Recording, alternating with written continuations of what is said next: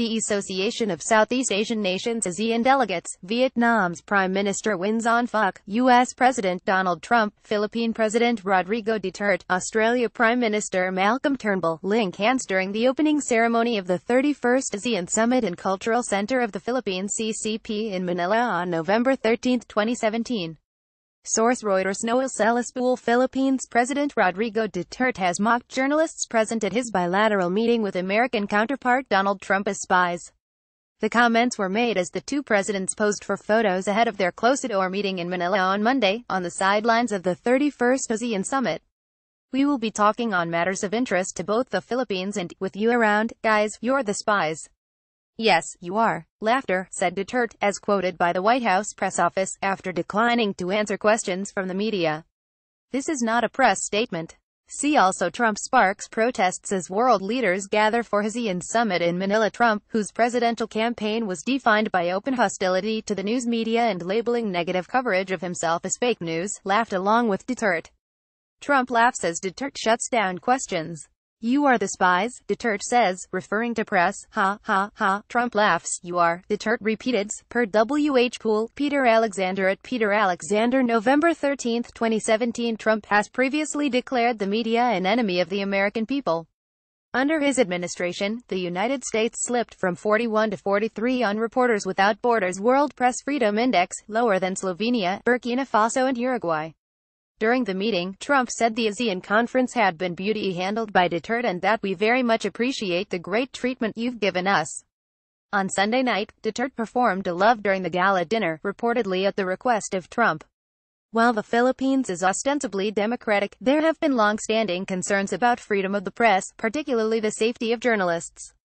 Democracy Watchdog Freedom House classifies the country's media as only partly free. Trump holds a bilateral meeting with Duterte on the sidelines of the ASEAN Summit in Manila, Philippines, on November 13, 2017.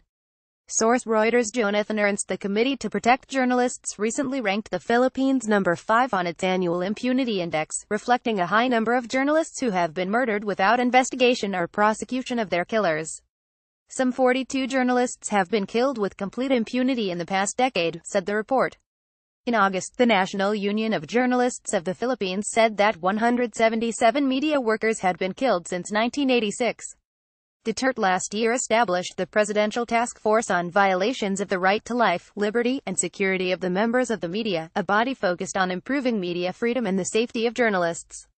See also: Philippines remains one of the most dangerous places on earth for journalists. Nevertheless, Human Rights Watch has said there is little evidence of the body's attempts to pursue those responsible for murdering media practitioners.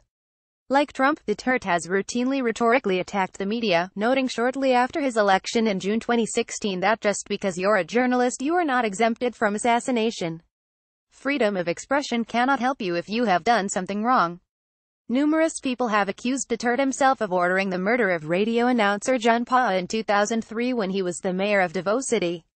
While he has denied connection to the assassination, Duterte has said Paula was killed because he was a rotten son of a bitch.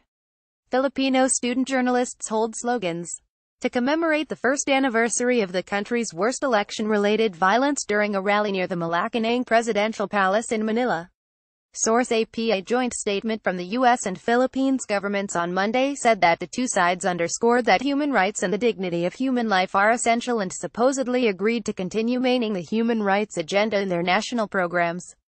Both sides agreed that illegal drug use is a problem afflicting both countries and committed to share best practices in prevention, enforcement and rehabilitation.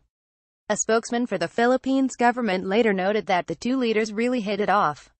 See also: Trump hurt U.S. image in Southeast Asia by backing Duterte's drug war survey. Philippines presidential spokesman Harry Roque said that human rights were not broached in the meeting. However, the president explained in length his Philippine domestic policy on the war against drugs. From the body language of the U.S. president, he seemed to be in agreement and he made the assurance that President Duterte had a friend in the person of President Trump, that he has been an ally since he was elected into office, said Roque, as quoted by the state Philippine news agency. In May, Trump said Duterte was doing great in his campaign against drugs, during which human rights groups say 13,000 people have been killed. Topics covered: ASEAN 2017 ASEAN Duterte Philippines press freedom. Trump